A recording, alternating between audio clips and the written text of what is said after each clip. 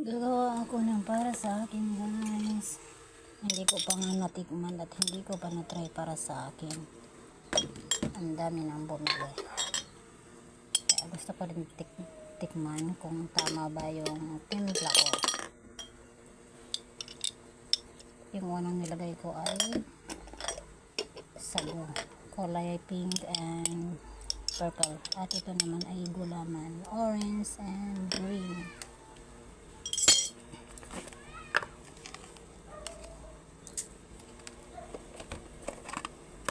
At meron tayong saging. At syempre meron tayo ditong langka. Ito konti lang, guys. Ayan.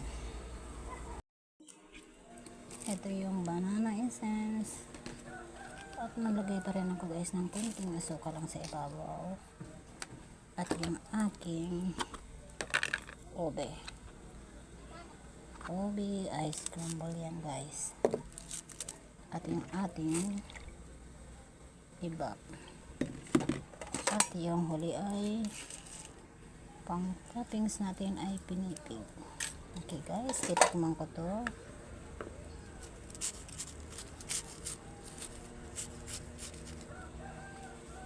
Yan, mamaya na lang, guys, pakita ko sa inyo.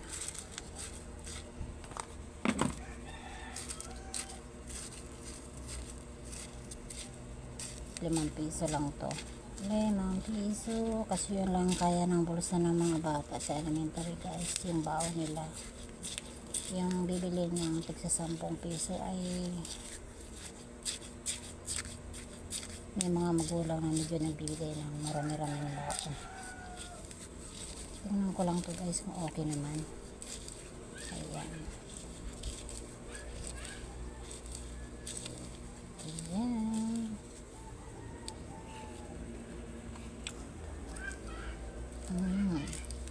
Okay na to, guys, kasi yung saging niya matamis, yung langka matamis, at yung gulaman ay nilagyan ko din ng konting asukal, at yung ubi ay matamis din dahil sa yun ay ubi ice cream, guys. Okay, thanks for watching again.